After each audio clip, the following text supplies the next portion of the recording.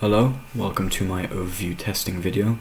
There will be two videos. This is the one in which I'll just go over what my program does, and the second video will be where I go into like input validation and all the detailed stuff. So loading up for the first time, we'll have a login screen, which is pretty standard. For the sake of speed, I'll just make the username and password very simple. Because of the validation, I can't put an invalid email address for here, so I have to type the full thing out. If everything's right, it'll all go green. If not, some will go red, which you'll see in the other video. Same thing here. If it's wrong, it'll go red. If it's right, we're allowed in.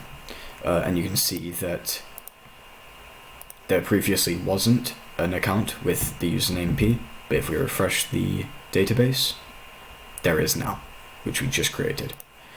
Anyway, in here, this is where all the entries are shown. So I'll quickly log into an account I made previously that actually has data in it. As you can see, a lot of different data. So the first thing, hide. This is one of my objectives, and as you can see, it works. When the button is green, it obscures the data with asterisks. If we unhide, we can also sort the data by different fields using these buttons.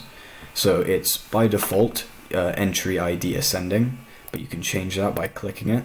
That's descending. That's now normal. This is website ascending and descending, as you can see. X is at the bottom, well, at the top now. And this works for all of them. C, F, M, P, T, W, makes sense. You can switch between them and it still works. And yeah, the interesting thing is that a blank comes up as the first thing, like before A, but that's fine, that still works.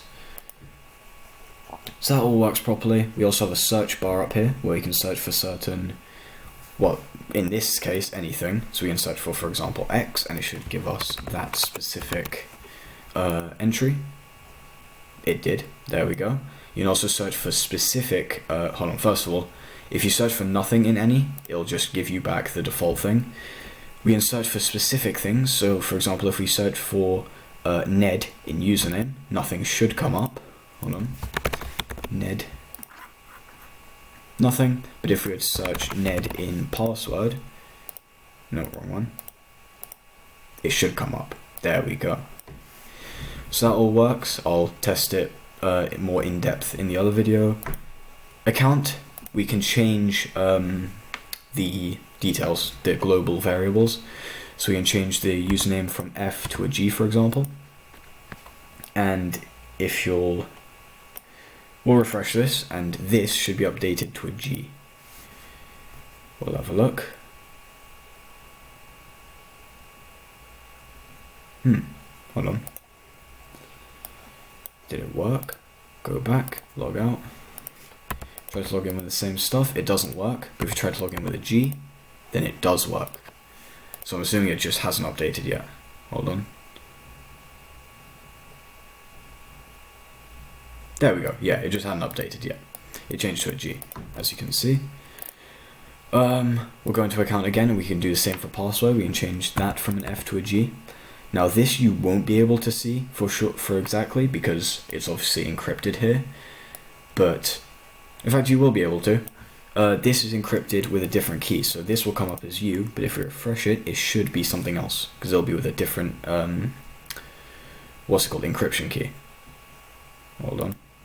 It took a while last time as well, so hold on. Wrong one. If we log out and we go F and no, this is G now, G and F, that's now wrong, but if I type G and G, we're allowed in. You can't tell what key I'm pressing because obviously it comes up as an asterisk, so I'm really hoping this updates at some point.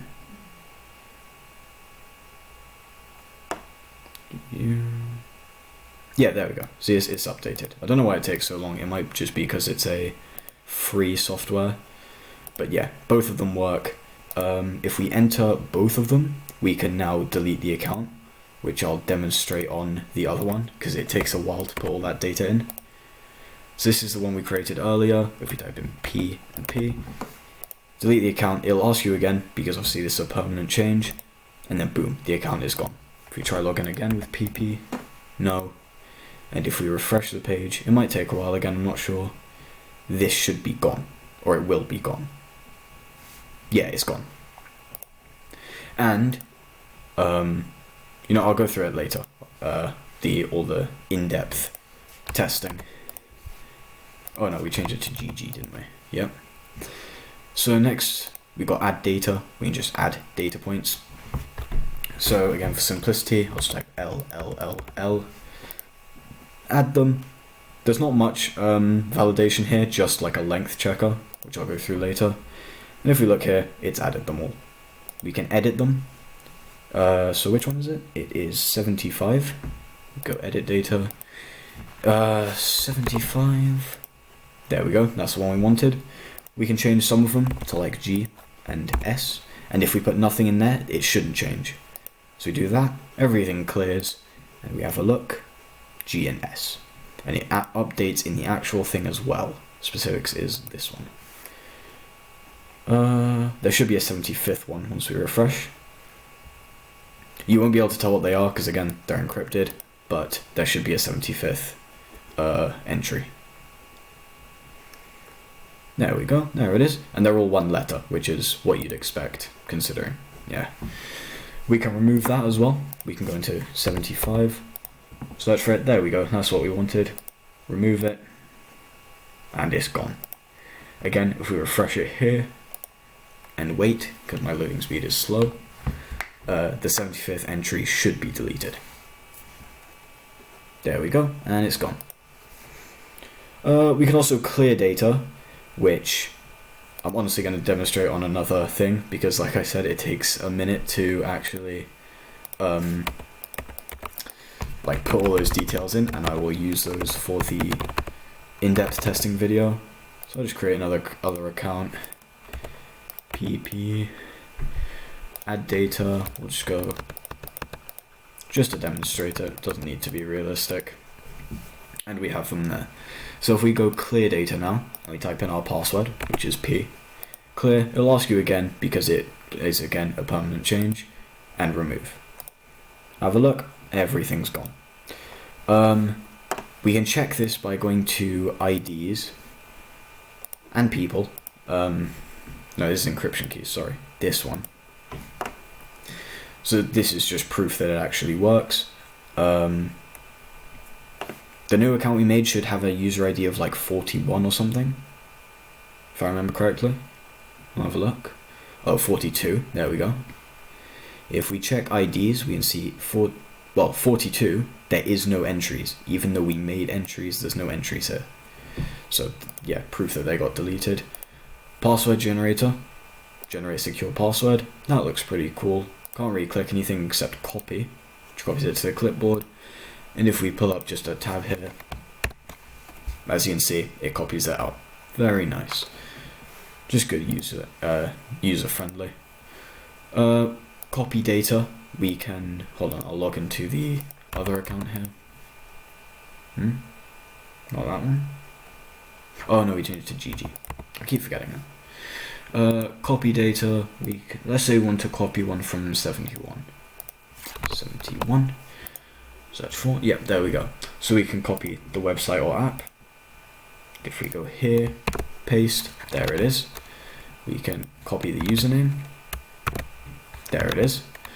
We can copy the password. There it is. And we can copy the extra info. There it is. Very nice. That's all that tested. The last thing to test is the freeze account thing. Which password is G and freeze. If you get it right, you're frozen. If we try to log in again now, we get sent to this frozen screen. Now, honestly, I haven't loaded up my email, so for now you're gonna have to trust that this email actually works, but in the second video I will actually load it up onto the screen. I'll remember to bring it up before starting the video. But anyway, type in everything correctly and click send code. Everything goes green because everything's right. And I just got an email that says the code to unfreeze my account is 636596. No sixes. Boom, everything works. Now if I try to log in again, my account is now unfrozen. And that's all of the features for Finders Keepers. Thank you very much.